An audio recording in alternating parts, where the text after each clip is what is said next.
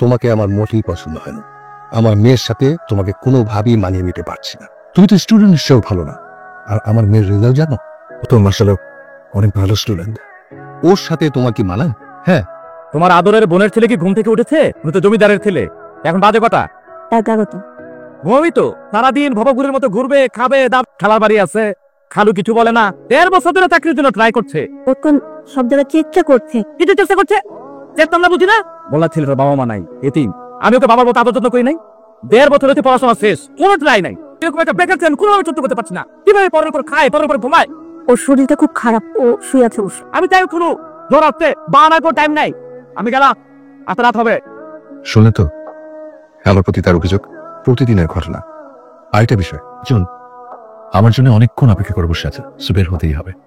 বুঝতে দাঁড়ায় আছেন কেন? এখানে বসেন। কাল হচ্ছে পারে, আমার মনটা কিন্তু অনেক ভালো। আপু নাম্বার থেকে দেওয়া যায়? কিসের আপু? আমি বল। আর আজকে রাত থেকে চলতো কত কয়েক ঘন্টা ধরে দাঁড়িয়ে আছে, আরো কয়েক ঘন্টা দাঁড়িয়ে থাকতে প্রবলেম নাই তো। কত সত্যিকর কথা আমাকে শুনিয়ে ততক্ষণ তোমাকে বলি না আমাকে কি কি বলাতে? কেন দিলি না? বুঝতে হবে না, because I know your name পুরান answer. You not tired of you. তোমাকে আমার সহ্য হচ্ছে না। আমি কেন আমি তোমার জ্বর হয়ে যাচ্ছে, মানে তুমি আমাকে বলবে না? আর তুমি যে একবার আমাকে এটা বলবা ফোনে, তাই না? তুমি এত জ্বর নিয়ে এখানে কেন আসছো? আমি যদি জানতাম তুমি হাসতে বলতাম। কত জ্বর তোমার? মেপেছো? 102। অসুবিধা নাই। না অসুবিধা নাই মানে কি? চলো। কোথায়? তাহলে তুমি আসছো বলবো। 3.5 বছর ধরে ও আমাকে এভাবেই কেয়ার করে যাচ্ছে। কি অবস্থা হচ্ছে কি বাবা? লাস্ট সেমিস্টার পড়াশোনা শেষ করে নেক্সট প্ল্যান কি? আগামী 1 বছর পর্যন্ত আমি কোনো কাজ করতে চাই না। আমি তোকে একটা বেস্ট আইডিয়া দিতে পারি, বিয়ে করে ফেল। বিয়ে মানে হচ্ছে একটা এক্সট্রা প্রেশার। তোর জন্য ভালো হবে। বাবা পড়তে দাও। পাঠিয়ে দিচ্ছি। কি আপনার বোনের ছেলে কোথায়? ও কি নাইট গেটের চাকরি নিয়েছে নাকি? গভীর রাত করে প্রতিদিন বাসা ফিরে? আসলে সারাদিন অনেক খাটাখাটনি করে তো। আমি তো চাই ওজনের বাসা না। হ্যাঁ কালার হই আজকে দিন খেয়ে আমি খাবার উঠে রাখবো। তো আপনি সারাদিন কোথায় ছিলেন? ইন্টারভিউ দিয়ে আসলাম, একদিনে 2টা ইন্টারভিউ পড়ে গেছিল আজকে। গত 1.5 বছরে কয়টা ইন্টারভিউ দিয়েছেন? 33টা। আমি আপনাকে একটা কথা বলি, যদিও আমার এইভাবে কথা বলা উচিত না, তারপর আমি বলতে বাধ্য হই। হেলে আর হইতে পারলেন কই? এই ঘরটা যদি প্রতি মাসে ট্যাবলেট ভাড়া দিতাম তাহলে 6 থেকে 7,000 টাকা ভাড়া পাই। উল্টা আপনার পিছনে আমার 6 থেকে 7,000 টাকা খরচ। আমি একদম সহ্য করতে পারছি না। ব্যাপারটা বুঝতে পারছেন আপনি? দুটো খেতে দাও, স্থির হয়ে বসতে দাও। বাসায় কোনো ধরনের কন্ট্রিবিউশন আছো? রোজ তাদের খাওয়া থানা বলো। এবার দিন করে বেলা দেখেছো? শাড়ি পরেছো সুন্দর সুন্দর একটা। তোমাকে কিছুই মনে থাকে না? আজ একটা স্পেশাল ডে, তাই শাড়ি পরেছি। Happy birthday. আমার বার্থডে না, তাহলে অনেক আজকে আমাদের 4th অ্যানিভার্সারি। ও 4 বছর হয়ে গেল। Thank you.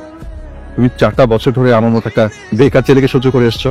মুখের কথা না, কিন্তু মুখে থ্যাংক ইউ বললে হবে না, আজকে আমাকে ট্রিট দিতে হবে। কি খাবে? কোরিয়ান। হ্যাঁ, আমরা উত্তরাতে একটা কোরিয়ান রেস্টুরেন্টে গিয়েছিলাম না?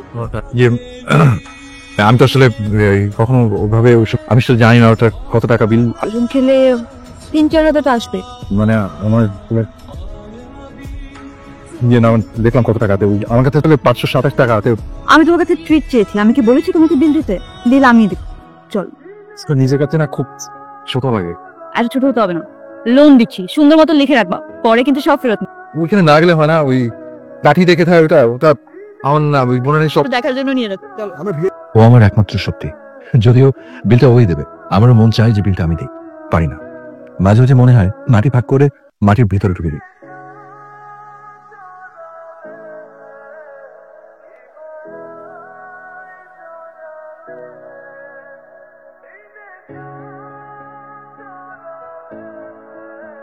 ভাবতে গেছ তুই রিকোয়েস্ট নিয়ে ভাবছিস না, তোমাকে করবো কি করবো না সেটা বুঝতে পারছিলাম।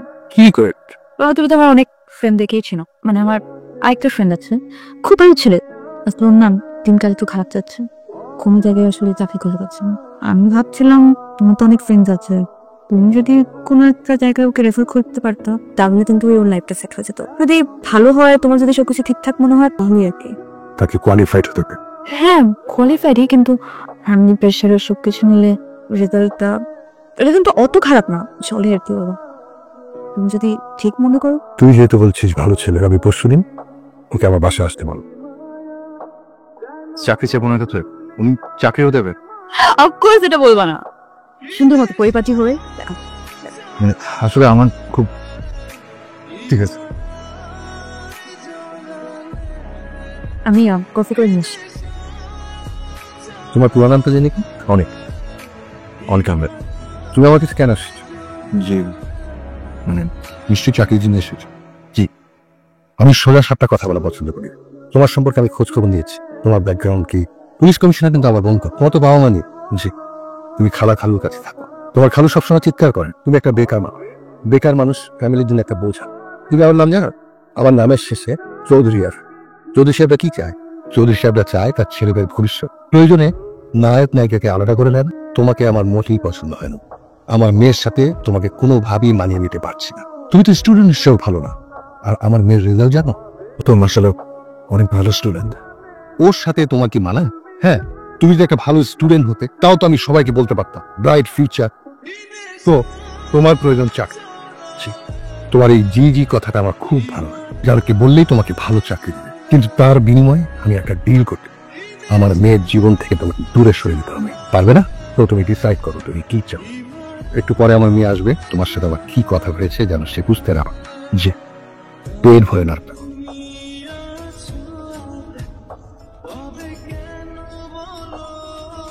বাবা কি বললো? আবার খোঁজ খবর নিল, চাকরি বলতে কিছু বলেনি?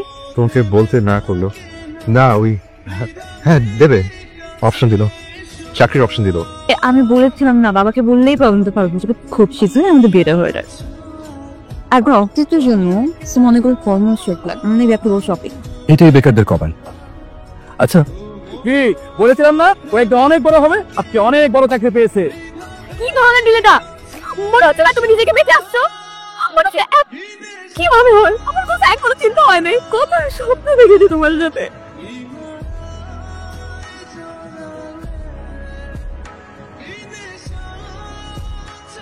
সমস্যা? কোনো সমস্যা নেই তো। কোনো সমস্যা নেই, এটা তো কোনো সমস্যা হতে পারে না। বাথরুমে ছিলাম তো। আপনি এখনো ওয়াশরুমে? তার মানে আপনি বাসা থেকে এখনো বেরই হন নাই। আপনি কি অনেক বড় তো। আর কখনো যদি তুমি আমাকে কল দিছো? ও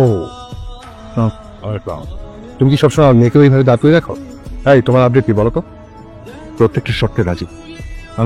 আমি না আসলে আর পারছি না, অনেক ফ্রাস্ট্রেটেড হয়ে গেছি তো, পারছি না নিজের সাথে যুদ্ধটা করতে। আসলে চাকরিটা খুব দরকার, আমার আর কিছু লাগবে না। Very wise decision. আমি তোমার কাছে মোটেও এটা আশা করিনি। আমি ভেবেছিলাম তুমি এসে বলবে আমার চাকরি লাগবে না, আপনার মেয়েকে লাগবে। দেখেছো, সবকিছু ছিলাম না। This is call reality. তোমার মোবাইলটা দেখি, তিনটা বের করো। তোমার কি একটাই নাম্বার? জি। আজকে থেকে নাম্বারটা বন্ধ। নতুন একটা নাম্বার নিয়ে আমাকে ফোন করবে। নতুন নাম্বার যেন আমার মেয়ে না জানে কোনোভাবে। তুমি আমার মেয়ের সাথে যোগাযোগ করতে পারবে না। অতঃপর স্বার্থপরের মতো তারিনকে ভুলে তারিনের বাবার দেওয়া চাকরিটা নিয়ে নিলাম। আমার ফ্যামিলি খুশি, খুব। আমিও খুশি। হয়তো আমার তারিনকে তো আমি হারিয়ে ফেললাম, একে ফেস করতে হয়। The number you dialed is not in service.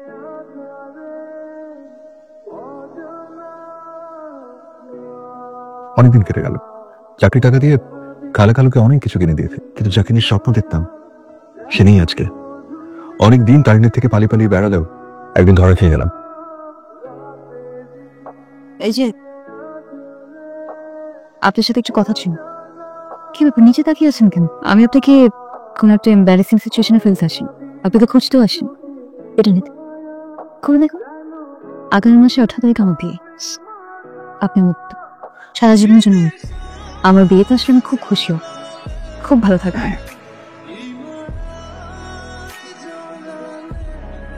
খুব কষ্ট হয়েছে, কিন্তু এইটা কখনো ভাবিনি আমার তারিন অন্য কারো হবে। এইটা আমি মানতে পারবো না। আর আজ তারিনের বিয়ে, তাই আমি যাচ্ছি ওর বিয়ে আটকাতে। সুন্দর লাগছে। আমি তোমাকে আমার বিয়েতে ইনভাইট করেছি, আমার ঘরে না। বসে যে তোমাকে এতটা সুন্দর লাগবে আমি তা স্বপ্নেও ভাবিনি। তুমি কি এসব বলার জন্য এখানে এসেছো? বেরিয়ে যাও। তারিন, আমি সরি। আমি আসলে মাথা ঠিক ছিল না, খুব ফ্রাস্ট্রেটেড ছিলাম। বাসা থেকে খুব প্রেশার ছিল, মাথা কাজ করছিল না। চাকরি চাইতে বলেছে, চেয়েছি তো। ওনার শুধু চাকরি দেওয়ার কথা ছিল, যার সাথে দুটো অপশন জুড়ে দিলেন। বলো হয় তুমি, না হলে চাকরি। কিন্তু এখন বুঝতে পারছি জীবনটা আসলে সিনেমার চাইতে অনেক বড়। আমার কিচ্ছু চাই না, শুধু আমি শুধু তোমাকে চাই। তুমি এখন কেন এসে বলছো অনেক? তো যাও না, তুমি থামো না তোমার চাকরি নিয়ে। তুমি আমি কিছু একটা করে দেখাবো। তুমি আমাকে ছেড়ে যাও না। তুমি তুমি যাও, আমার বাবার সাথে কথা বলো। যদি তুমি কনভিন্স করতে পারো তার আমি তোমার সাথে এই বাসা থেকে। তুমি এখানে জরুরি একটা কথা আছে। আমি আপনাকে একটা জিনিস ফেরত দিতে এসেছি। আপনার শর্তগুলো মানে আমার চাকরি লাগবে না আঙ্কেল, আমার তারিখে লাগবে। আর দুটি তুমি কি আমার সাথে ফাইজিং করতে এসেছো? আজকে আমার মেয়ের বিয়ে, এই মুহূর্তে তুমি আমার বাসা থেকে বের হয়ে যাও। আমার মান সম্মান নষ্ট করার জন্য তুমি আমার বাসায় এসেছো। আমি তোমার কাছে হাত জোর করে রিকোয়েস্ট করি, আমার মেয়ের ভবিষ্যৎটা এইভাবে নষ্ট করো না, আমাদেরকে এইভাবে অসম্মানিত করো না, প্লিজ প্লিজ তুমি চলে যাও।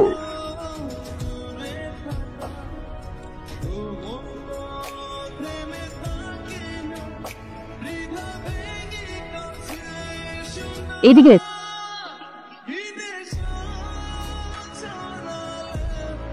মানে তুমি এখানে মানে বলতে দাও। আমি সব জানি, বাবা তোমাকে কি কি বলেছে আমি সব শুনছি। তোমাকে আমার মোটেই পছন্দ হয় না। যেটা ভয় পাচ্ছিলেন তাই হোক, তোমার জন্য তোমার চাকরিটাই বেশি।